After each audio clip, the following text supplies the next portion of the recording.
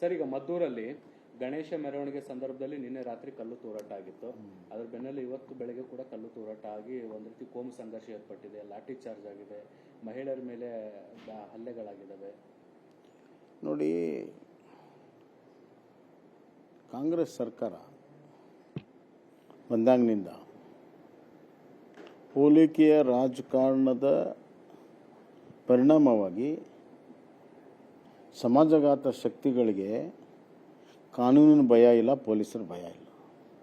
ಏನಾದರೂ ಮಾಡಿ ದಕ್ಕಿಸ್ಕೋಬೋದು, ಯಾರೂ ಏನು ಮಾಡೋಕ್ಕೆ ಸಾಧ್ಯ ಇಲ್ಲ, ಈ ಸರ್ಕಾರ ನಮ್ಗೆ ರಕ್ಷಣೆ ಮಾಡ್ತದೆ ಅಂತ ಸಮಾಜಘಾತಕ ಶಕ್ತಿಗಳು ಇವತ್ತು ಸಂವಿಧಾನ ಪ್ರಕಾರ ಎಲ್ಲ ಧರ್ಮದವರಿಗೆ ಅವರವರ ಧರ್ಮ ಆಚರಣೆಗೆ ಮುಕ್ತವಾದ ಅವಕಾಶ ಇದೆ. ಸಿದ್ದರಾಮಯ್ಯ ಅವರು ಮಾತೆತ್ತಿದ್ರೆ ಸಂವಿಧಾನ ಅಂತಾರೆ. ಅದೇ ರೀತಿ ಮೊನ್ನೆ ಈದ್ ಮಿಲಾದ್ ಮೆರವಣಿಗೆ ಆಯಿತು, ಅದು ಭಾಳ ಶಾಂತವಾಗಿ ಆಯಿತು.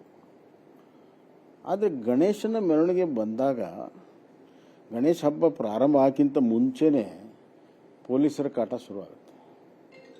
ಹಲವಾರು ನಿಬಂಧಗಳು, ನಿರ್ದೇಶನಗಳು, ಕಟ್ಟೆಚ್ಚರಗಳು, ಸರ್ಕ್ಯುಲರ್ಗಳು ಗಣೇಶ ಹಬ್ಬಕ್ಕೆ ಬರ್ತವೆ.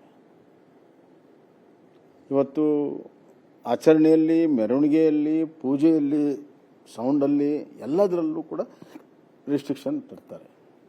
ಯಾಕೆ? ಒಂದು ಧರ್ಮದ ಆಚರಣೆಯನ್ನು ಮಧ್ಯಪ್ರವೇಶ ಮಾಡುವುದಕ್ಕೆ ಸರ್ಕಾರಕ್ಕೆ ಅವಕಾಶನೇ ಇಲ್ಲ. ಯಾಕೆ ಮಧ್ಯಪ್ರವೇಶ? ಕಾನೂನು ಸುವ್ಯವಸ್ಥೆಯಲ್ಲಿ ಮಾಡ್ತಾರೆ. ಆದರೆ ಕಾನೂನು ಸುವ್ಯವಸ್ಥೆ ಎಲ್ಲರಿಗೂ ಒಂದೇ ಇರಬೇಕಲ್ಲ, ಒಬ್ಬರಿಗೆ ಭಯನೇ ಇಲ್ಲ. ಅವ್ರ ಮೇಲೆ ಯಾಕೆ ಭಯ ಇಲ್ಲ ಅಂದ್ರೆ ಅವ್ರಿಗೆ ಆ್ಯಕ್ಷನ್ ಆಗಲ್ಲ.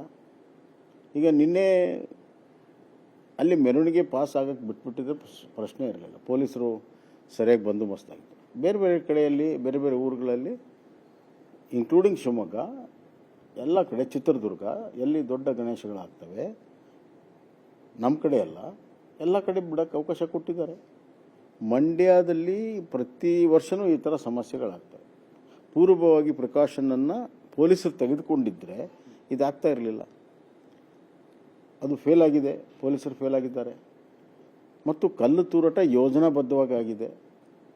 ಬೆಳಗ್ಗೆ ಮನೆಯಲ್ಲಿ ಎಲ್ಲ ಕಲ್ಲುಗಳನ್ನು ಜೋಡಿಸಿಟ್ಕೊಂಡು, ದೊಡ್ಡ ದೊಡ್ಡ ಕಲ್ಲುಗಳನ್ನು ಕಲ್ಲು ತೂರಾಟ ಮಾಡಬೇಕಂತಲೇ ತಯಾರಿಗಳನ್ನು ಮಾಡ್ಕೊಂಡು ಮಾಡಿದ್ದಕ್ಕೆ ಅವ್ರು ಯಾರಿಗೂ ಇವತ್ತು ಅರೆಸ್ಟ್ ಆಗಿಲ್ಲ. ಮುಖ್ಯ ಅದ್ರ ಹಿಂದಿರೋರು ಅವರು ಯಾರು ಅಮಾಯಕರನ್ನ ಅರೆಸ್ಟ್ ಮಾಡಿ ಅರೆಸ್ಟ್ ತೋರಿಸ್ಬೇಕನ್ನೋ ಸಲುವಾಗಿ ಅರೆಸ್ಟ್ ಮಾಡಿದ್ದಾರೆ. ಇವತ್ತು ಅದರ ಪ್ರತಿಭಟನೆಯಾಗಿ ಮಾಡಿದಾಗ ಅದನ್ನು ಕೂಡ ಶಾಂತ ರೀತಿಯಾಗಿ ನಿಭಾಯಿಸಬೇಕಾಯಿತು, ಶಾಂತಿ ಸಭೆ ಮಾಡಬೇಕಾಯಿತು, ಎಲ್ಲ ಕೋಮದವ್ರನ್ನ ಕರೆದು ಮಾಡಬೇಕಾದ ಯಾವುದನ್ನು ಕೂಡ ಮಾಡಿದೆ. ಪೊಲೀಸರು ಏಕಾಏಕಿಯಾಗಿ ಲಾಠಿ ಚಾರ್ಜನ್ನು ಮಾಡ್ತಾಯಿದ್ದಾರೆ. ದಮನಕಾರಿ ನೀತಿಯನ್ನು ಇವತ್ತು ರಾಜ್ಯ ಸರ್ಕಾರ ಮತ್ತು ಪೊಲೀಸರು ಮಾಡ್ತಾ ಇದ್ದಾರೆ. ಇದು ಸಮಾಜದಲ್ಲಿ ಒಂದು ರೀತಿಯಲ್ಲಿ ಸಮುದಾಯಗಳ ಮಧ್ಯೆ ಅಶಾಂತಿಯನ್ನು ಮೂಡಿಸುವಂಥ ಬಹಳ ಕೆಟ್ಟ ವಾತಾವರಣವನ್ನು ಮೂಡಿಸೋದಕ್ಕೆ ಪರಿಣಾಮ ಆಗ್ತದೆ. ಸರ್ಕಾರವೇ ಇದಕ್ಕೆ ಹೊಣೆ ಆಗ್ತದೆ. ಗೃಹ ಸಚಿವರು ಭಾಳ ಹಗುರವಾಗಿ ಮಾತಾಡಿದ್ದಾರೆ. ಇದು ಹಗುರವಾಗಿ ತಗೊಳ್ಳುವಂಥ ವಿಚಾರ ಅಲ್ಲ. ಇದನ್ನು ಕೂಡಲೇ ಎಲ್ಲ ಸಮುದಾಯಗಳನ್ನು ವಿಶ್ವಾಸ ತಗೊಂಡು ಶಾಂತಿಯನ್ನು ಮಾಡಬೇಕು. ಎಲ್ಲ ಧರ್ಮದವ್ರಿಗೆ ಆಚರಣೆ ಮಾಡೋದಕ್ಕೆ ಮುಕ್ತವಾದ ಅವಕಾಶವನ್ನು ಕೊಡಬೇಕು. ಮತ್ತು ಯಾರು ತಪ್ಪಿಸಿದ್ದಾರೆ ಒಳಗೆ ಹಾಕಬೇಕು. ಆ ಕೆಲಸ ಇವತ್ತು ಆಗ್ತಾ ಇಲ್ಲ. ಸರ್, ಈಗಷ್ಟೇ ಚಲುವರಾಯಸ್ವಾಮಿ ಅವರು ಮಾತಾಡಿದ್ದಾರೆ, ಬಿಜೆಪಿ ಮತ್ತು ಜೆಡಿಎಸ್ ನಾಯಕರು ಪ್ರಚೋದನೆ ಮಾಡ್ತಾ ಇರೋ ಕೆಲಸ ಆಗ್ತಾ ಇದೆ, ಹಾಗಾಗಿ ಇದಾಗ್ತಾ ಇದೆ ಘಟನೆ ಅಂತ. ನೋಡಿ, ಭಾಳ ಸುಲಭ ಮಾತಾಡೋದು. ಕಾನೂನು ಸುವ್ಯವಸ್ಥೆ ಯಾರ ಕೈಯಲ್ಲಿದೆ? ಸರ್ಕಾರ ಯಾರ ಕೈಯಲ್ಲಿದೆ? ಅವರು ಮುಂಚೆನೇ ಕಲ್ಲುಗಳನ್ನು ಜೋಡಣೆ ಮಾಡೋದಕ್ಕೆ ಯಾಕೆ ಬಿಟ್ಟರು ಪೊಲೀಸರು? ಸರ್ಕಾರ ಯಾಕೆ ಬಿಡ್ತು? ಕಲ್ಲು ತೂರಾಟ ಎಲ್ಲಿಂದ ಪ್ರಾರಂಭ ಆಯಿತು? ಬಿ ಜೆ ಪಿಯವ್ರು ಮಾಡಿದ್ರ ಕಲ್ಲು ತೂರಾಟ ಮಾಡಿದವ್ರನ್ನ ಬಿಟ್ಟು ಪ್ರಚೋದನೆ ಮಾಡಿದ್ದಾರೆ ಅಂತಂದರೆ ಯಾರಿಗೆ ಅನ್ಯಾಯ ಆಗಿದೆ ಅವ್ರ ಪರವಾಗಿ ನಿಲ್ಲೋದು ಪ್ರಚೋದನೆನಾ? ಅನ್ಯಾಯ ಆದವ್ರ ಪರವಾಗಿ ನಿಲ್ಲುವಂಥದ್ದು ನಮ್ಮ ಕರ್ತವ್ಯ, ನಾವು ಮಾಡಿದ್ದೀವಿ.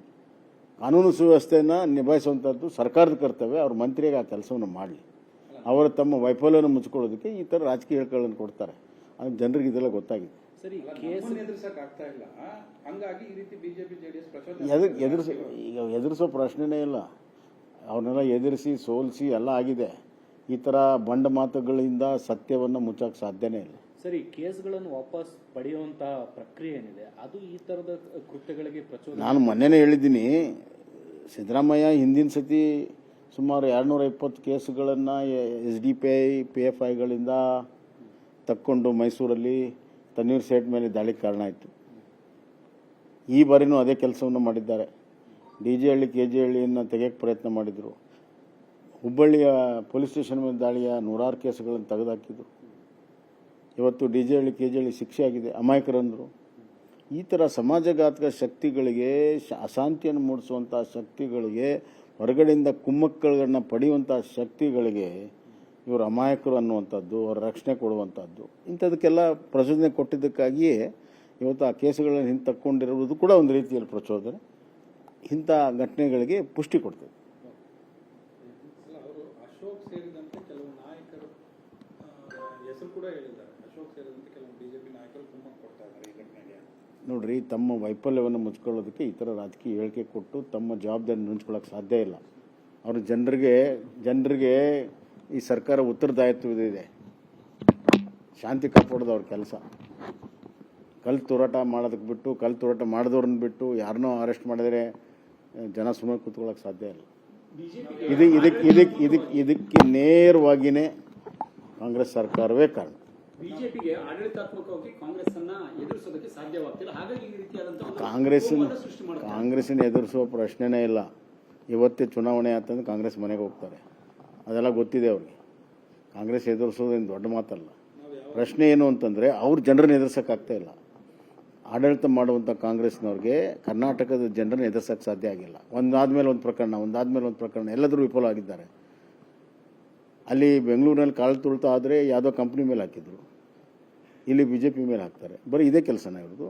ಇವ್ರ ಕೈಯಲ್ಲಿ ಅಧಿಕಾರ ಕೊಟ್ಟಿದ್ದು, ಇವ್ರ ಕೈಯಾಗಿ ಪೊಲೀಸ್ ಡಿಪಾರ್ಟ್ಮೆಂಟ್ ಯಾಕಿದೆ, ಇಂಟೆಲಿಜೆನ್ಸ್ ಡಿಪಾರ್ಟ್ಮೆಂಟ್ ಇದೆ. ರಾಜಕೀಯವಾಗಿ ಎಲ್ಲರನ್ನೂ ಕರೆದು ವಿಶ್ವಾಸ ತೆಗೆದುಕೊಂಡು ಹೋಗುವಂಥ ಯಾವ ಕೆಲಸ ಮಾಡಿದ್ದಾರೆ ಇವರು?